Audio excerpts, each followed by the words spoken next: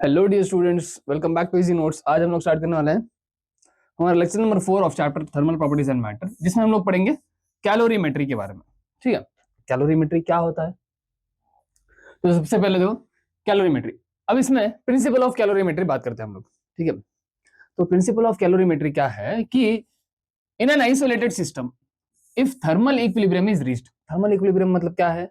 Thermal equilibrium बोलने का मतलब है कि सब जगह का टेम्परेचर बराबर हो जाएगा। मतलब दो अगर बॉडीज जो है आपस में जुड़ी हुई है तो उन दो बॉडीज का टेम्परेचर बराबर सेम सेम हो जाएगा। उसको हम लोग कहते हैं क्या?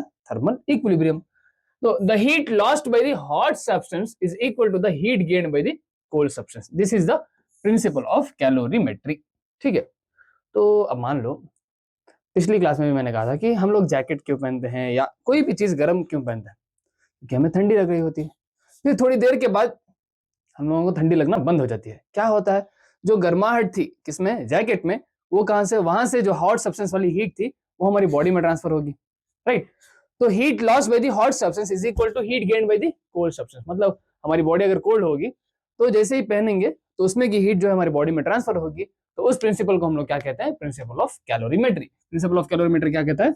हीट लॉस्ट किससे? By hot substance. Obviously hot substance जो है हीट लॉस करेगा, तो that will be equal to heat gained by the cold substance. ठीक है, हॉट सब्सटेंस जितनी हीट लॉस करेगा उतना ही कोल्ड सब्सटेंस हीट गेन करेगा, तभी जाके थर्मल इक्विलिब्रियम रीच होगा। मतलब एक टेम्परेचर पे दोनों आते हुए दिखाई देंगे, मतलब दोनों की टेम्परेचर जो है वो सेम हो जाएगी। तो इस प्रिंसिपल को हम लोग कहते हैं क्या? Principal of calorimetry. अब यही यूज करके हम लोगों को बहुत सारे क्वेश्चंस भी सॉल्व करने हैं। तो उससे पहले हम लोग देते हैं कि चेंज ऑफ स्टेट क्या होता है। अब चेंज ऑफ स्टेट मतलब मान लो कि कोई ऐसे दो टेम्परेचर है जहां पे एक ऐसा टेम्परेचर है जहां पे सॉलिड लिक्विड में कन्वर्ट हो रहा है और एक ऐसा टेम्परेचर है जहां पे लिक्विड गैस में कन्वर्ट हो रहा है। तो उस टेम्परेचर उन टेम्परेचर्स को हम लोग कहते हैं क्या? Melting point and boiling point. जहां पे the change of state from solid to liquid is called melting, right?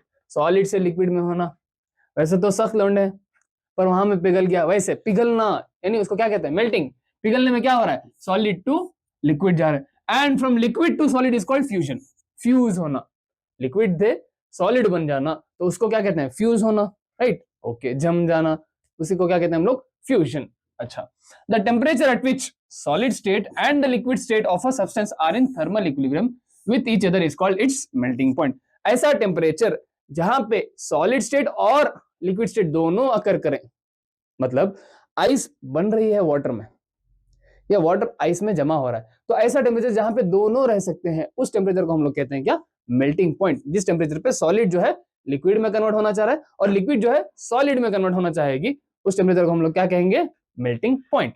अच्छा, अब इसका उल्टा देखिए, the change of state from liquid to vapour यानी गैस इज कॉल्ड वेपराइजेशन। और ऐसे टेम्परेचर को हम लोग क्या कहते हैं? Boiling point. जहां पे लिक्विड जो है वो वेपर में कन्वर्ट हो रहा होगा, उस टेम्परेचर को हम लोग कहेंगे क्या? Boiling point. अब ये कंप्लीटली बॉयल हो गया है तो लिक्विड जो है वो गैसियस स्टेट में जाने के काबिल हो गया है, मतलब वो वेपर बनने के तरफ जा रहा है। मतलब उस पॉइंट को हम लोग कहेंगे क्या? उस टेम्परेचर को हम लोग कहेंगे बॉइलिंग पॉइंट। और जहां पे सॉलिड स्टेट और लिक्विड स्टेट दोनों बराबर, मतलब सॉलिड लिक्विड में कन्वर्ट हो रहा है या लिक्विड सॉलिड में कन्वर्ट हो रहा होगा, तो उस टेम्परेचर पे हम लोग क्या कहेंगे? That is nothing but it is a melting point. ठीक है, दो पॉइंट से एक मेल्टिंग पॉइंट और एक बॉइलिंग पॉइंट। मेल्टिंग पॉइंट कहां होता है? जहां पे फ्यूजन होता है या मेल्टिंग होती है, यानी सॉलिड लिक्विड में या लिक्विड सॉलिड में कन्वर्ट हो रहा होगा, यानी वाटर आइस में या आइस वाटर में कन्वर्ट हो रही होगी। वो ऐसे टेम्परेचर को जहां पे दोनों को एग्जिस्ट करे उस टेम्परेचर को हम लोग कहते हैं क्या? Melting point. और जहां पे लिक्विड जो है वेपर स्टेट में कन्वर्ट हो रही होगी तो वो पॉइंट को हम लोग क्या कहेंगे? Boiling point. ठीक है, ओके। तो अब चेंज ऑफ स्टेट का, अच्छा उससे पहले हम लोग ये देख लेते हैं कि लेटेंट हीट क्या होती है। अब लेटेंट हीट क्या है? Latent heat is nothing but it is the amount of heat. ठीक है, ठीक है, लेटेंट हीट एल से डिनोट करते हैं, ये अमाउंट ऑफ हीट है। ठीक है, it is the amount of heat. ठीक है, किसके लिए? It is the amount of heat required to convert a unit mass of substance from solid to liquid और लिक्विड टू वेपर, एनीथिंग। ठीक है, मतलब स्टेट के चेंज करने में रिस्पॉन्सिबल है जो भी हीट हम लोग दे रहे हैं। अगर यूनिट मास हो तो एल के बराबर होगी, अगर एम मास हो तो m इंटू एल हो जाएगी। m मास हो तो क्या होगा, q is equal to M L. तो यहाँ से l क्या आएगा, l will be equal to q by m। l is equal to क्या आएगा, q बाई m। तो क्या है देखो, the quantity of heat required to convert unit mass of solid at its melting point completely into liquid without change of temperature. यहाँ पे temperature का change नहीं होगा। क्यों, देखो अब यूजुअली क्या होता है, जब भी हम लोगों को स्टेट चेंज करना होता है, मतलब आइस को सॉलिड बनाना, वाटर बनाना होगा, तो उसको हीट करेंगे। ऑब्वियसली हीट करेंगे कब तक, जब तक आइस जो है वो 0 डिग्री सेल्सियस तक नहीं आता तब तक। जैसे 0 डिग्री सेल्सियस पे आएगा, उसके बाद जो उसे हीट मिलेगी, राइट, वो जो हीट मिलेगी वो टेम्परेचर राइज नहीं करेगी, पहले उसको सॉलिड से लिक्विड में कन्वर्ट करेगी, उसके बाद टेम्परेचर राइज होगा। ठीक है, तो उस हीट को जो क्या कर रही है, सॉलिड को लिक्विड में कन्वर्ट कर रही है, उस हीट को हम लोग कहते हैं क्या, लेटेंट हीट ऑफ फ्यूजन। और वो हीट जो लिक्विड को गैस में कन्वर्ट कर रही है at its boiling point is called latent heat of vaporisation. Latent heat of fusion किसे कहेंगे, जो सॉलिड को लिक्विड में कन्वर्ट कर रही है। लेटेंट हीट ऑफ वेपराइजेशन किसको कहेंगे, जो लिक्विड को गैस में कन्वर्ट कर रही है। तो दोनों का formula Q is equal to M L ही होगा। अगर अब यहाँ L की बात करें तो एल एफ हो जाएगा क्योंकि लेटेंट हीट ऑफ फ्यूजन है, और यहाँ पे एल वी हो जाएगा क्योंकि ये लेटेंट हीट ऑफ वेपराइजेशन है। ठीक है, लेटेंट हीट ऑफ फ्यूजन या latent heat of vaporisation. Fusion कब यूज होता है, जब सॉलिड को लिक्विड में कन्वर्ट करना हो, यानी आइस को वाटर में कन्वर्ट करना हो। और लेटेंट हीट ऑफ वेपराइजेशन कब होता है, जब वाटर को गैस में कन्वर्ट करना हो, यानी वेपर में कन्वर्ट करना हो। तो याद रखें, लेटेंट हीट ऑफ फ्यूजन जो होता है किसका, आइस का, that will be 3.35 into 10 to the power 5 joule per KG. ये याद रखना है, और कभी कभी दिया भी होता है। और लेटेंट हीट ऑफ वेपराइजेशन जो होगा वो हो जाएगा 2.25 into 10 to the power 6 joule per KG. ठीक है, दोनों याद रखेंगे। किसके लिए, ये हम लोग वाटर के लिए बात कर रहे हैं बस। ठीक है, अच्छा, तो अब एक्चुअल में होता क्या है, देखो इनिशियली मान लो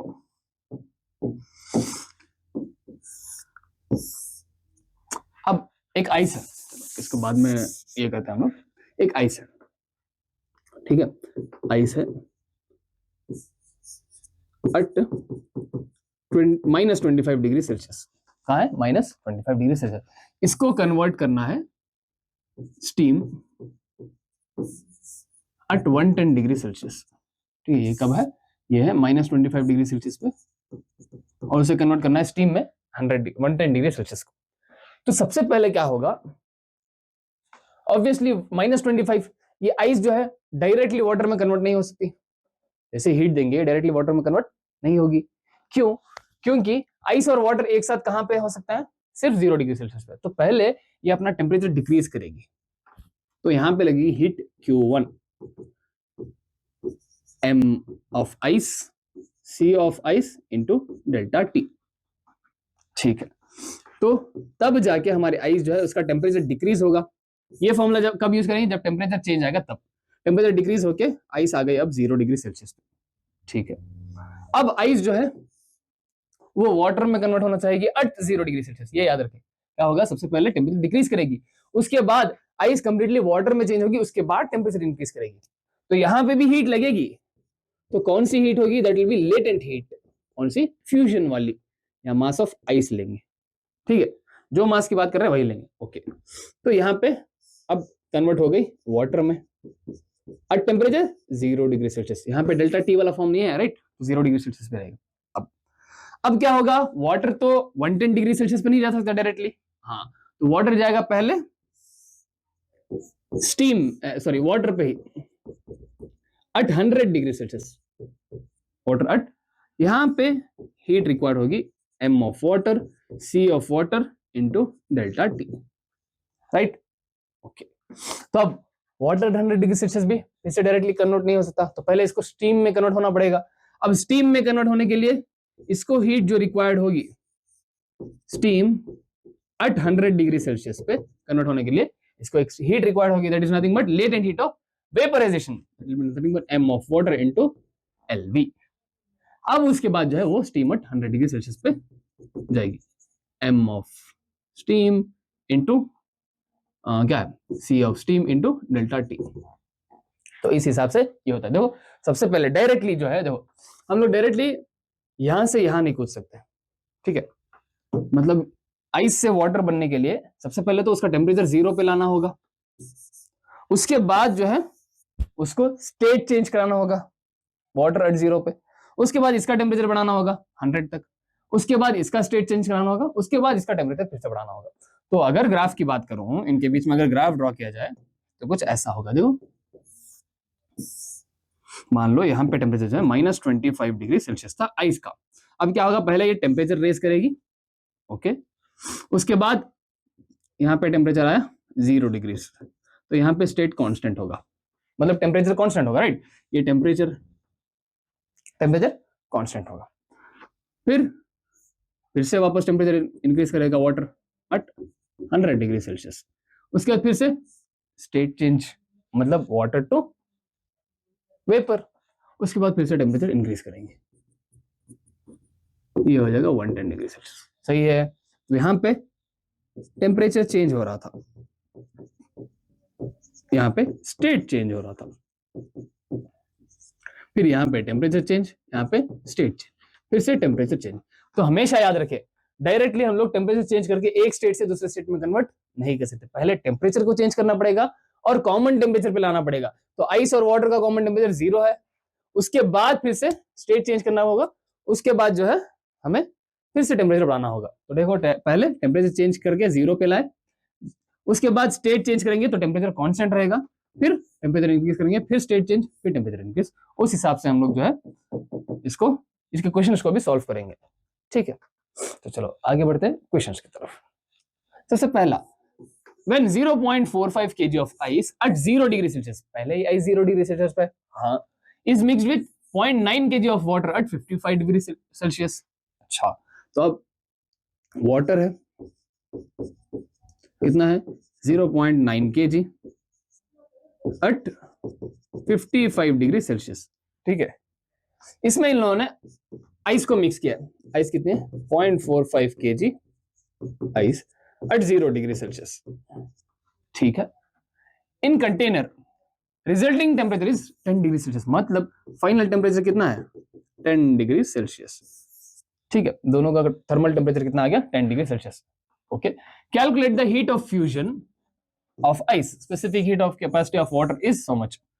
सी ऑफ वाटर गिवन है 4186 जूल पर केजी पर केल्विन, ठीक है, ओके। अब हम लोग को पहले समझना होगा कि क्या हो रहा है इसमें। तो देखो आइस 0 डिग्री सेल्सियस पे, तो सबसे पहले ये क्या करेगी, ऑब्वियसली ये पहले स्टेट को चेंज करेगी आइस, और बन जाएगी water at 0 degree Celsius, okay. एक चेंज आया, उसके बाद अब वाटर बन गया, वाटर चेंज करेगा खुद के टेम्परेचर को, कहां तक temperature should be 10 degree Celsius. तो अब देखो क्या हो रहा है, जैसे हम लोग आइस डालेंगे किसमें, वाटर एट 55 डिग्री सेल्सियस पे, तो ये गर्म क्वांटिटी है, मतलब this is the hot substance और this is the colder substance. तो ये हीट लूज करके 55 से 10 की तरफ आएगा, और ये हीट गेन करके 0 से 10 की तरफ आएगा। तो मतलब मैं लिख सकता हूं कि heat lost by the water is equal to heat gained by the ice, right, okay। अब वाटर क्या करेगा, सिर्फ इसको हीट लॉस करना है, यानी इसका टेम्परेचर ही डिक्रीज करना है।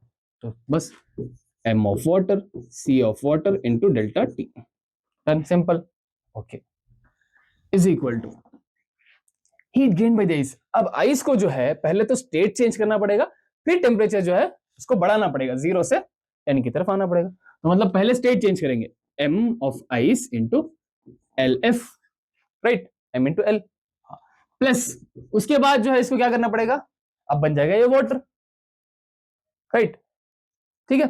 अब मास जो है आइस का ही लेंगे, क्यों, क्योंकि मास तो सेम ही था, राइट, इतना ही मास जो है वाटर में कन्वर्ट हुआ था, हाँ, mass of ice into C of water हो जाएगा इधर, क्यों, क्योंकि वो वाटर में कन्वर्ट हो गई, उसके बाद जो है टेम्परेचर को चेंज कर रहे हैं हम। समझ में आया। सबसे पहले heat loss by the water क्या था, ये वाटर जो है सिर्फ हीट लूज कर रहा है, मतलब 55 डिग्री सेल्सियस से 10 डिग्री सेल्सियस पे आ रहा है, मतलब अपनी हीट को लूज कर रहा था, ओके। अब आइस जो है हीट को अब्सॉर्ब कर रहा है, यानी गेन कर रहा है। तो वो हीट जो है वो क्या क्या किस किस चीज में यूज करेगा, पहले तो अपने स्टेट को चेंज करने में यूज करेगा, और फिर वापस से इस टेम्परेचर पे आने के लिए यूज करेगा, मतलब दो चीजें, ओके। अब हम लोगों को क्या करना है, सिर्फ सब्स्टिट्यूशन करना है और सॉल्व करना है। तो देखें नेक्स्ट पेज में, अरे क्या होगा, m of water c of water delta t is equal to mi LF plus MIC of water delta T। ठीक है, अब सबसे पहले यहां देखते हैं मास ऑफ वाटर कितना है। मास ऑफ वाटर है 0.9 kg, 0.9 kg into C of water, C of water given है 4186 जूल पर केजी, तो ये हो जाएगा 4186 इंटू टेम्परेचर। टेम्परेचर कहां से 55 से 10 आ रहा है, तो मतलब 55 माइनस 10 करेंगे हम लोग change, 55 minus 10 is equal to mass of ice, mass of ice जो है 0.45 kg, हाँ 0.45 kg into L of fusion जो निकालना है हमें, प्लस ये याद भी था, चलो प्रूफ भी कर लेते हैं कि उतना ही आता है। मास ऑफ आइस फिर से 0.45, क्यों मास ऑफ आइस ले रहे हैं, बिकॉज वही मास जो है वो कन्वर्ट हुआ था वाटर में और उसी मास का टेम्परेचर चेंज हो रहा है, तो जिस मास का टेम्परेचर चेंज हो रहा होगा वही लेंगे। ओके, सी ऑफ वाटर 4186 क्योंकि वो वाटर में कन्वर्ट हो गया था, तो इसीलिए हम लोग सी ऑफ वाटर ले रहे थे। इसके बाद डेल्टा टी क्या होगा, अब ये 0 से 10 में आया, मतलब फाइनल टेम्परेचर ज्यादा है, तो 10 माइनस 0 कर लेंगे हम लोग, हाँ तो 10 माइनस 0, तो अब यहां से अगर देखें तो 0.9 into 4186 into 55 minus 10 is 45 is equal to 0.45 into LF plus 0.45 into 4186 into 10। अब उठा लेते हैं कैलकुलेटर और कर लेते हैं सॉल्व। ठीक है, आप लोग ऐसे ही ट्राई कीजिए, हम लोग जल्दी के लिए कैलकुलेटर उठा लेते हैं। तो 0.9 इंटू 4186 इंटू 45 कितना हो जाएगा 169,533 is equal to 0.45 into LF as it is रखते हैं प्लस 0.45 इंटू 4186 इंटू 10 कितना हो जाएगा 18837। ठीक है, अब इस 18837 को इधर ले लेंगे तो क्या हो जाएगा 169,533 minus 18837 is equal to 0.45 LF। तो क्या करेंगे इसमें 169,533 माइनस 18837 कितना हो गया, ये हो गया 150,696 इज इक्वल टू 0.45 LF। इसको डिवाइड कर लेंगे तो LF will be equal to 150,696 divide by 0.45, तो कितना आ जाएगा, इसको डिवाइड करना है हमें 0.45 से। ठीक है, तो ये आ जाएगा 334,880। ठीक है, अब मान लो हम लोग 1 2 3 4 5 पॉइंट पीछे लेंगे तो ये हो जाएगा LF इज इक्वल टू 3.348 को अगर राउंड ऑफ करूंगा तो 35 आ जाएगा into 10 to the power 5 joule per KG. ये आ गई हमारी latent heat of fusion of ice. समझे, इजी। तो हम लोगों को क्या करना था, सिर्फ heat lost is equal to heat gain करना था, और वो हीट गेन भी किस तरह से होती है वो हमें याद रखना है, वही मेन थिंग है कि हीट गेन किस तरह से होती है। पहले अगर टेम्परेचर कुछ अलग होगा आइस का तो पहले उसे 0 पे लाएंगे, उसके बाद उसका स्टेट चेंज करेंगे, उसके बाद टेम्परेचर बढ़ाएंगे। ठीक है, अब यहाँ पे डायरेक्टली 0 पे था इसीलिए हम लोगों ने डायरेक्टली ml ले लिया और टेम्परेचर बढ़ा दिया। अगर कुछ और टेम्परेचर होता तो प्लस MICA डेल्टा T भी होता। हाँ, चलो आगे बढ़ते हैं। Calculate the heat required to convert 0.6 kg of ice at -20 degree Celsius. हाँ, तो अब यहाँ पे आइस है एट -20 डिग्री सेल्सियस। ठीक है, इतनी 0.6 kg kept in a calorimeter to steam at 100 degree Celsius. Okay, अच्छा अब इसको लेके जाके हम लोगों ने स्टीम पे रख दिया, स्टीम एट 100 डिग्री सेल्सियस। ठीक है, okay, given the specific heat capacity of ice इतना है, वाटर इतना, ये 41 आएगा, लेटेंट हीट ऑफ आइस इतना है और लेटेंट हीट ऑफ स्टीम भी दिया हुआ है। चलो हर चीज दी हुई है, हम लोगों को सिर्फ कन्वर्ट करना है। ठीक है, तो अब यहाँ क्या होगा, देखो सबसे पहले यहाँ पे हम लोगों को ये जानना है कि कितनी हीट्स रहेगी, टोटल हीट रिक्वायर्ड वही कैलकुलेट करना है। तो सबसे पहले आइस को हम लोग क्या करेंगे, कन्वर्ट करेंगे वाटर में, तो यहाँ पे यूज होगा MICI डेल्टा T, ये हो जाएगी हमारी Q1। ठीक है, तो यहाँ पे हमारा वाटर बन जाएगा, आइस बन जाएगा एट 0 डिग्री सेल्सियस। ठीक है, ओके। अब यहां से हम लोग क्या करेंगे, हम लोग कन्वर्ट करेंगे वाटर में, वाटर एट 0 डिग्री सेल्सियस। तो यहाँ पे Q2 यूज होगा, that is nothing but Mi into LF। Okay, अब वाटर फिर से कन्वर्ट होगा, वाटर एट 100 डिग्री सेल्सियस पे, वाटर एट 100 डिग्री सेल्सियस, यहां पे यूज होगी हीट MW। मतलब अब देखो मास जो है वो यही है 0.6 kg है, हम लोग सिर्फ M ले सकता हूँ मैं सब जगह, चलो MI यूज कर लेता हूँ, जितना मास आइस का होगा वही तो कन्वर्ट होगा वाटर में, तो MiCW इंटू डेल्टा टी। ठीक है, अब वाटर को क्या करेंगे हम लोग स्टीम में कन्वर्ट करेंगे। ठीक है, तो Q4 is equal to Mi into LV। ठीक है, कन्वर्ट करके उसको स्टीम में 100 डिग्री सेल्सियस पे लेके जाएंगे। तो 1 2 3 और 4, ये चारों हीट रिक्वायर्ड होंगी टोटल हीट के लिए। तो चारों निकाल लेते हैं एक एक करके, तो देखते हैं Q1 क्या होगा भाई, MiCi डेल्टा टी। देखते हैं Q1 will be equal to, mass of ice कितना है 0.6, ठीक है 0.6 इंटू सी ऑफ आइस कितना है 2100, 2100 इंटू डेल्टा टी।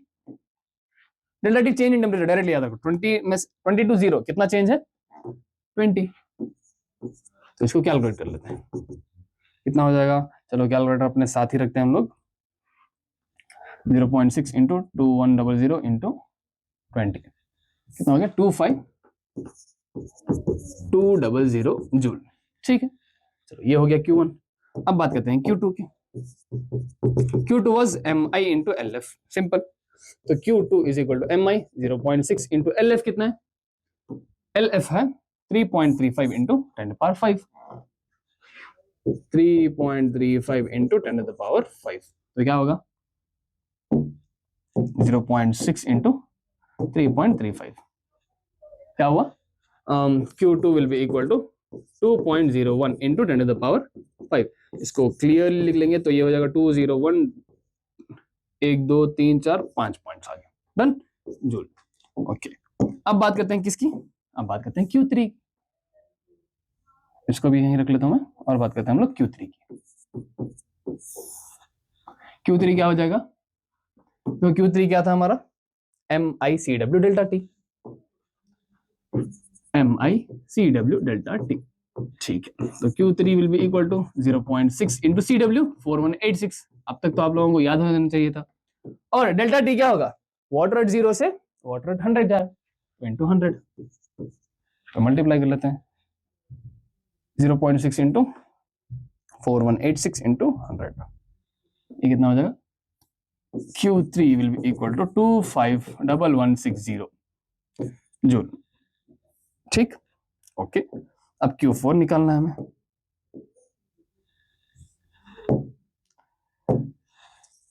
चलो देख लेते हैं Q4 क्या होता है।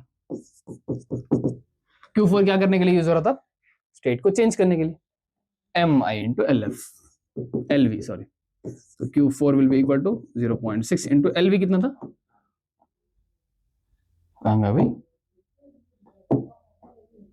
2.25 इंटू 10⁶, 2.256 इंटू 10⁶। तो Q4 will be equal to, ऐसे मल्टीप्लाई कर लेते हैं 2.256 कितना होगा 1.3536 इंटू 10⁶। तो इसको जब देखेंगे तो ये हो जाएगा 1353600, 1 2 3 4 5 6 पॉइंट, हाँ डन। तो ये हो गया हमारा Q4। तो हमें मिल गया Q1, हमें मिला Q2, Q3 and Q4। What will be total heat now, Q total will be equal to Q1 plus Q2 plus Q3 plus Q4। Total heat इतनी रिक्वायर्ड होगी। तो Q total can be written as, अरे सबको add कर लेंगे simply, तो क्या हुआ देखो 25200 प्लस ये है 201000 प्लस 251160 प्लस 1353600 ओ इतनी ज्यादा होगी, कितनी है 1830960 जूल। या तो 3 पॉइंट आगे लेके आएंगे तो क्या हो जाएगा, Q total will be equal to 1830.96 kilo joule. ठीक है, इतनी जूल ऑफ हीट रिक्वायर्ड होगी। ठीक है, चलो आगे बढ़ते हैं, नेक्स्ट बात करते हैं इसकी। A copper block of mass 2.5 kg is heated in a furnace to a temperature of 500 degrees Celsius. Oh. Then placed on large ice block. Copper को, मास ऑफ कॉपर कितना है 2.5 kg और टेम्परेचर ऑफ कॉपर कितना है 500 degree Celsius. अब इसको रख दिया एक आइस के ऊपर, लार्ज ब्लॉक ऑफ आइस के ऊपर। ठीक है, what is the maximum amount of ice that can melt. अब आइस कितनी मेल्ट होगी, ऑब्वियसली जब ये कॉपर उसके ऊपर जाएगा तो आइस ऑब्वियसली मेल्ट होगी, राइट। कितनी मेल्ट होगी वो देखना, क्या पूरी मेल्ट हो जाएगी या थोड़ी सी मेल्ट होगी, वही हमें चेक करना। Specific heat of copper given है और latent heat of fusion of water given है, जूल पर ग्राम दिया हुआ है। ठीक है, तो जब इसको लिखेंगे तो ये हो जाएगा 335 ग्राम की जगह अगर हम लोग इसमें कन्वर्ट करेंगे केजी पर सेंटीग्रेड में तो ये हो जाएगा 3.35 इंटू 10⁵ जूल पर केजी पर केल्विन।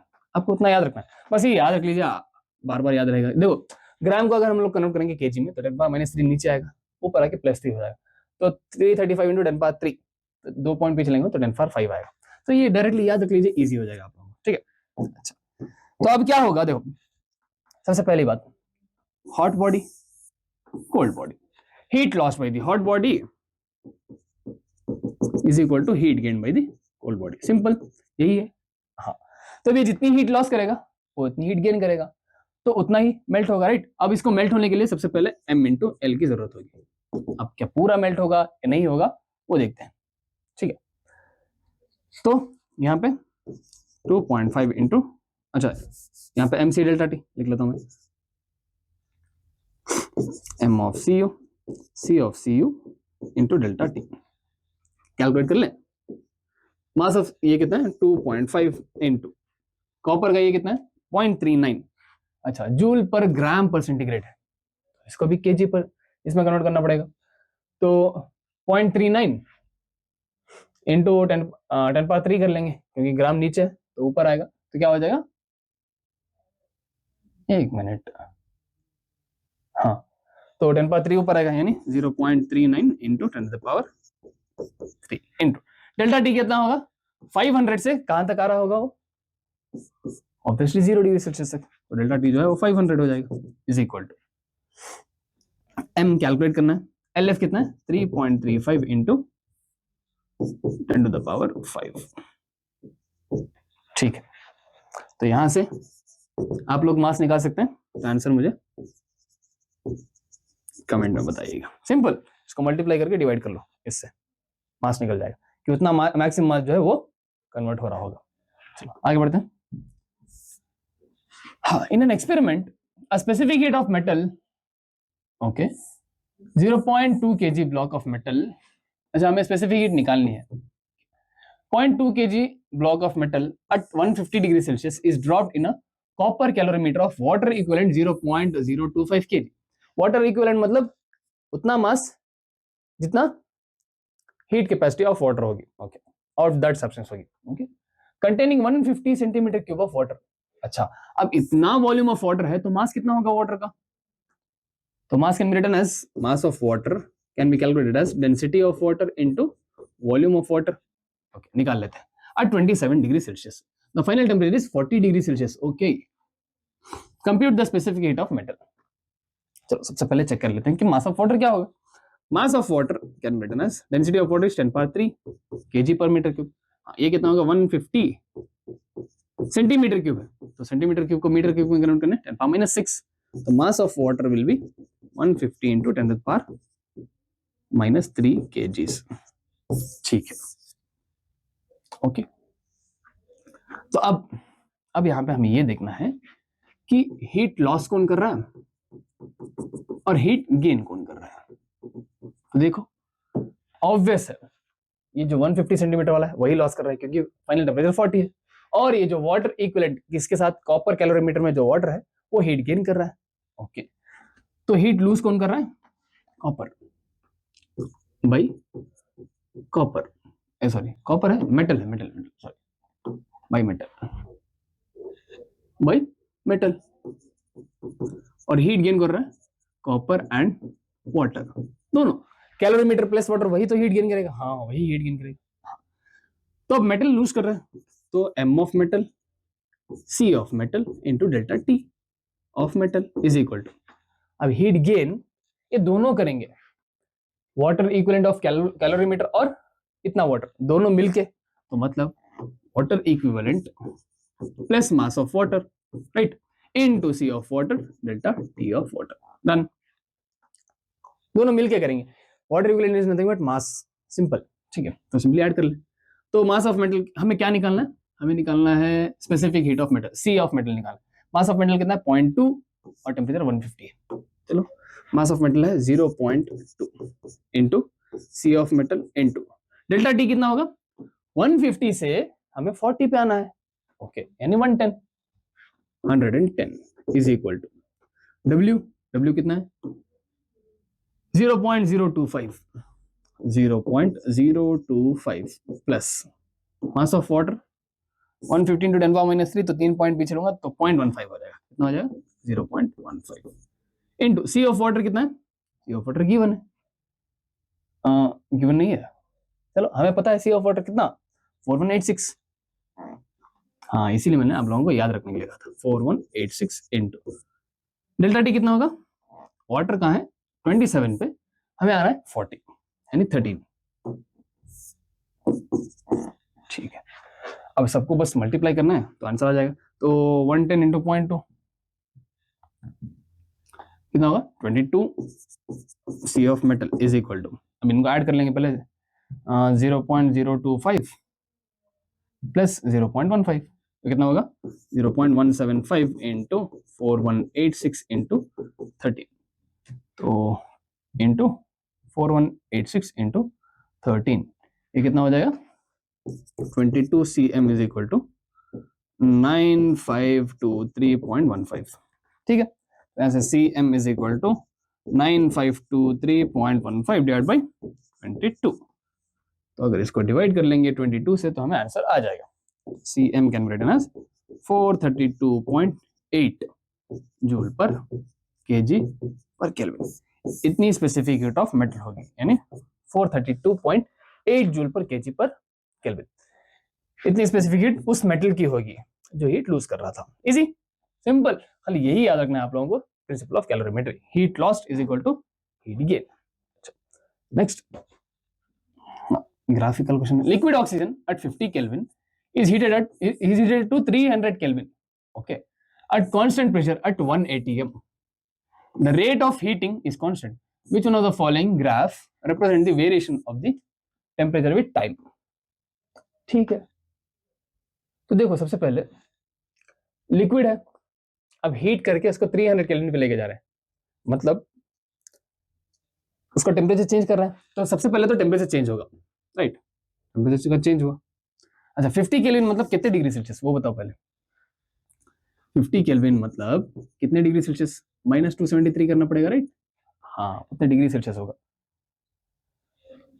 तो जब सॉल्व करेंगे कितना आएगा, माइनस में कुछ आएगा, मतलब ये लिक्विड ऑक्सीजन जो है वो सॉलिड स्टेट में यानी आइस स्टेट में, तो पहले वो क्या करेगा टेम्परेचर को चेंज करके 0 पे लेके आएगा, ओके, उसके बाद स्टेट चेंज करेगा, 300 मतलब ये अभी भी लिक्विड स्टेट में है, क्योंकि 373 is the boiling point, okay, तो यहाँ पे आइस स्टेट में, यहाँ पे लिक्विड स्टेट में, मतलब सॉलिड स्टेट लिख लेता हूं मैं, यहाँ पे क्या सॉलिड स्टेट में और यहाँ पे लिक्विड स्टेट में।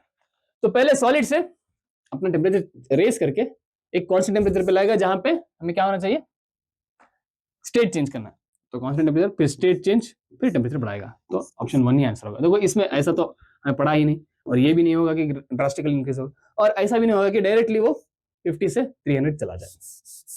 अगर 50 डिग्री सेल्सियस दिया हुआ होता और 300 तब भी चेंज होता, राइट, तब भी हम लोगों का देखो अगर 50 डिग्री सेल्सियस दिया होता that is nothing but water liquid state में, तो वहां से पहले 100 डिग्री सेल्सियस पे जाएगा, फिर 100 पे कांस्टेंट होगा, उसके बाद 300 तक बढ़ेगा, तो तब भी आंसर यही आता। तो हमारा आंसर क्या है ऑप्शन 1, तो यही है। तो आज का लेक्चर यहीं तक था। मतलब कैलोरीमेट्री हम लोगों ने अच्छे से पढ़ी है, हीट लॉस क्या होता है, हीट गेन क्या होता है, कौन हीट लूज करता है, कौन हीट गेन करता है, उसके बारे में अच्छे से हम लोगों ने क्वेश्चंस भी किए। ठीक है, तो मिलते हैं नेक्स्ट लेक्चर में जिसमें हम लोग पढ़ेंगे मेथड्स ऑफ हीट ट्रांसफर के बारे में। तब तक के लिए पढ़ते रहिए और डाउनलोड कीजिए इजी नोट्स आपको। Bye bye.